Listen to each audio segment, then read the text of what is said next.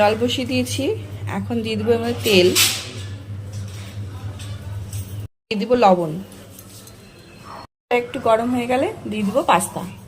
জল গরম হয়ে গেছে, এখন দিয়ে দেবো এই পাস্তাগুলো। মাঝে মাঝে কিন্তু এটা নেড়ে দিতে হবে, না হলে লেগে যাবে একে একটার গায়ে। সিদ্ধ হয়ে গেছে, গ্যাসটা অফ করে দিয়েছি। এখন এই জলগুলোকে সব আমার ছেঁকে বের করে নিতে হবে। তার মধ্যে আমি সব পাস্তাগুলো ছেঁকে নেব আগে। ও ঠান্ডা জল দিয়ে ধুয়ে নিতে হবে, নাহলে পিছলা পিছলা ভাবটা থেকে যাবে। ঝরাতে দিয়ে দিলাম। জল ঝরাতে দিয়ে এদিকে আমি তরকারি যে কেটে রেখেছিলাম, আমি কাটিনি, তোমাদের দাদাভাই কেটে দিয়েছে, যে ব্রোকলি, গাজর, টমেটো, ক্যাপসিকাম আর হচ্ছে পেঁয়াজ আর এই যে লঙ্কা। আমি আমার মতন করে পাস্তা বানাই। শুরু করি আমার মতন করে পাস্তা রান্না করা।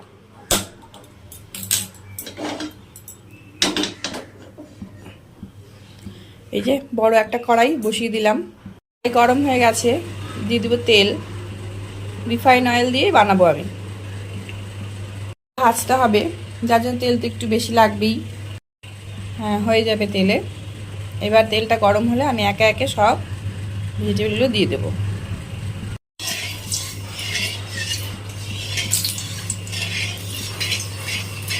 গরম হয়ে গেছে,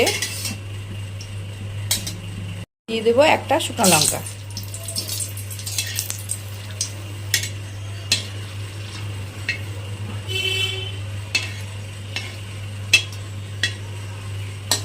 এবার দিয়ে দিব চেরা কাঁচা লঙ্কাগুলো। লঙ্কা ভাজা হয়ে গেছে, এবার ফুলকপি। এত ছিটছিল, ঝুল করে ফুলকপি বেরিয়ে গেছে। ব্রোকলিগুলো এখন ভেজে দিতে হবে আগে। ব্রোকলিগুলো যেহেতু বড় বড় করে কাটা, তাই ব্রোকলিগুলোকে একটু আগে ভালো করে ভেজে নিতে হবে, নাহলে পরে একদম গলে যায়, তখন খেতে ভালো লাগে না। যার জন্য আমি ব্রোকলিগুলো একটু বড় বড় কাটতে বলেছিলাম। দেবো অল্প লবণ, তাহলে ভাজাটা একটু তাড়াতাড়ি হয়ে যাবে। এটা ভাজা হয়ে গেলে তারপর একে একে অন্যান্য সবজিগুলো দিয়ে দেবো। পাস্তা আমার নিয়মে বানাই, পাস্তার যে নিয়ম সে নিয়মে নয়। আমার এরকম করে পাস্তা খেতে খুবই ভালো লাগে, আমার মেয়েও খুব ভালোবাসে, যার জন্য আমি এমন করেই বানাই। এগুলো অনেকটা সফট হয়ে এসছে, এখন আমি এর মধ্যে দিয়ে দেবো গাজর। নাহলে গাজরও আবার নাহলে পরে ভাজা হবে না, সেদ্ধ না হলে ভালো লাগবে না খেতে।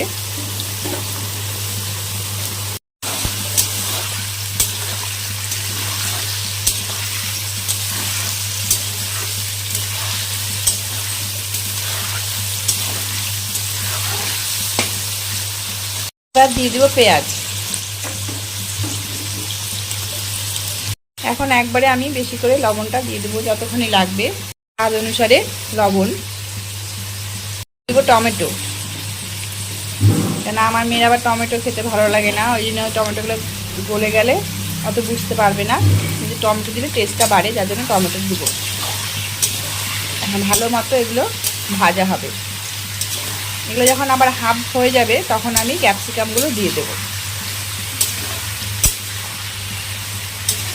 পেঁয়াজের রঙটা হালকা চেঞ্জ হলেই আমি ক্যাপসিকাম আর এগুলো দেওয়া কেন, যে কালারফুল হবে, কালারফুল হলে খেতে ভালো, দেখতে ভালো লাগে, আর বাচ্চারা খেতেও ভালোবাসে। একটা কালারফুল যখন কোনো কিছু দেওয়া যায়, খেতে খুব ভালো লাগে ওদের। আর অনেক কিছু সবজি পেটে পড়ে, এমনি সময় তো সবজি খেতে চায় না, এমন করে পাস্তা বানিয়ে দিলে ও সবজিগুলো সব খেয়ে নেয়। যার জন্য আমি পাস্তায় অনেক রকম সবজি দিয়েই বানাই। পেঁয়াজগুলো অনেকটা কালার চেঞ্জ হয়ে গেছে, এখন আমি এর মধ্যে ক্যাপসিকাম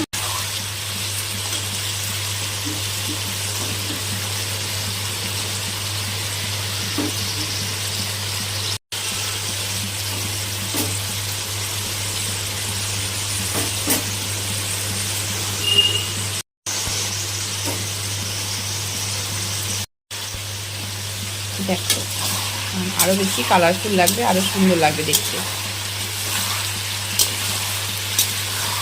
তারপরে যখন পাস্তাটা পড়বে আরও সুন্দর লাগবে দেখতে, কেননা পাস্তাটা আবার সাদা।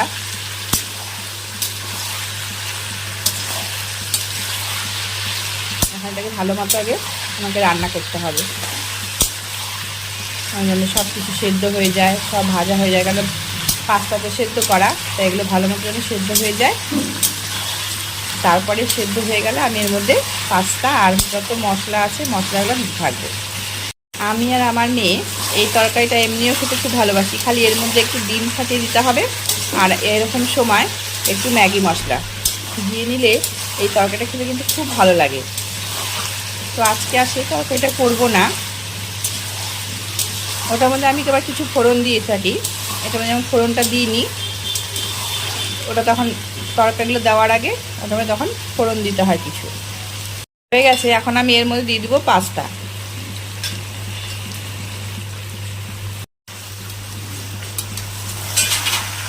এখন ভালো করে নাড়াচাড়া করে নিয়ে এর মধ্যে আমি সব একে একে মশলাগুলো দিয়ে দেব।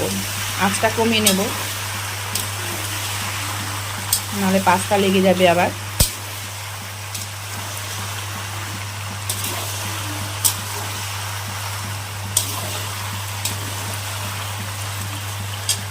দিয়ে দিব পিৎজা পাস্তা সসটা।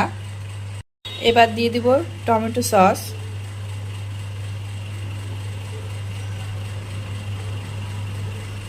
দিয়ে দেবো বিট লবণ। এখন ভালো মতো নাড়াচাড়া করে নিতে হবে এটাকে। আঁচটা কিন্তু কমানো থাকবে, আঁচ বাড়ালে কিন্তু লেগে যেতে পারে।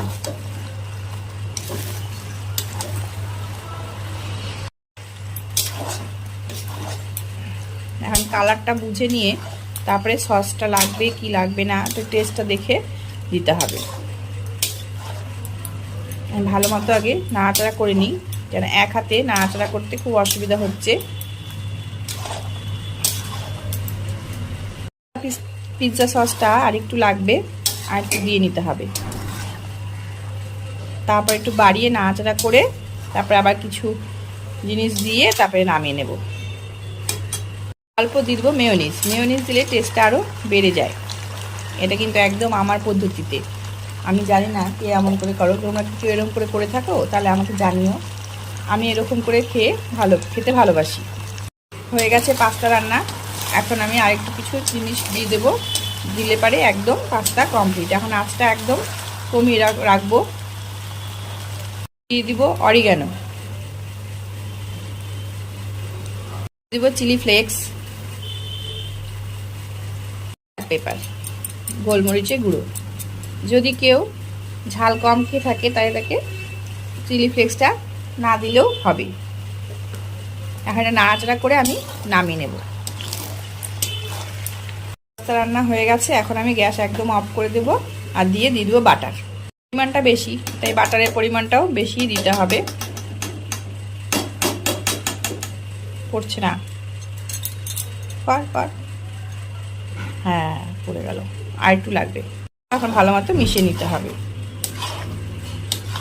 তার এটার গন্ধটাও আরও বেশি ভালো লাগে আর খেতেও আরও সুন্দর লাগে। এখন ভালো মতো মিশিয়ে নেব, তাহলেই আমার পাস্তা একদম রেডি। খেয়ে দেখো, বেশ ভালো লাগে খেতে। আমার তো খুব ভালো লাগে, আমার মেয়েও খুব ভালোবাসে, আর আমার বড় জায়ের মেয়েও খুব ভালোবাসে।